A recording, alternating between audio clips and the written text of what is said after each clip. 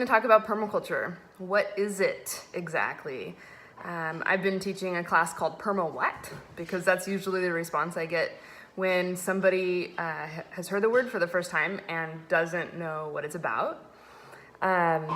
There's a lot of ways to explain what permaculture is, and every single person you meet will probably have a different answer. So I'm an author of a permaculture book called Practical Permaculture Design, I wrote that with Dave Bainline. And one of the things that we talked about was if permaculture could be described in 10 words or less, and it was a universal definition, then we would be doing great with permaculture. But instead, it's kind of this like convoluted, mysterious thing. And when people explain it, sometimes it can get really wordy and intellectual and all about theory. And it's like, well, how do I put this to use? So permaculture, in 10 words or less, this is what we came up with. It is a design system to create human habitat. So, seems simple enough, right? We design gardens for butterfly habitat, right? We do things all the time that we're designing, whether we're thinking about it as a design or not. We could design our breakfast, for example. We could design the clothing that we're wearing. This is Lily, by the way, my little puppy. There's a lot of things in this world that we have the choice to make in what we're doing.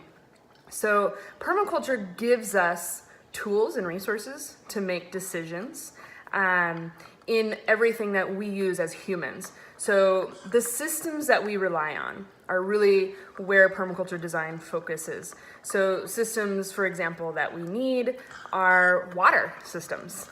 So that's, in a lot of people's cases, a system that's beyond their control, right? They're getting it from municipalities. But if something happened to that water supply, our habitat, our life would be in jeopardy.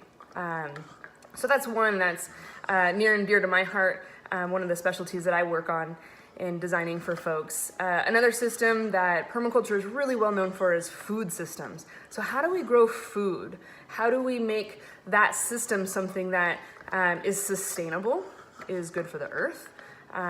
There's other systems like education systems and financial systems, and those are what is considered invisible systems in permaculture design. Those systems that we rely on that we can't see, or they aren't physical. And I think that permaculture can be a tool to design anything in our lives. It's not just our gardens. It's actually anything from a relationship to how we manage our money and our friendships. And so permaculture can be used for anything, but how do we really use it?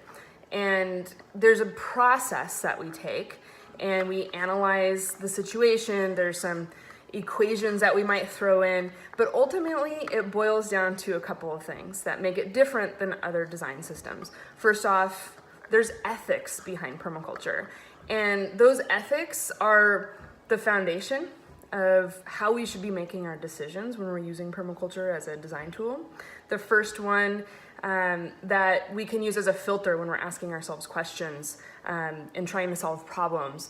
So how are we taking care of the earth? And the permaculture ethic number one is care of the earth. So if we are purchasing something, for example, or we're designing a landscape, and there is a question that comes up like, well, is this actually good for the earth? That's number one.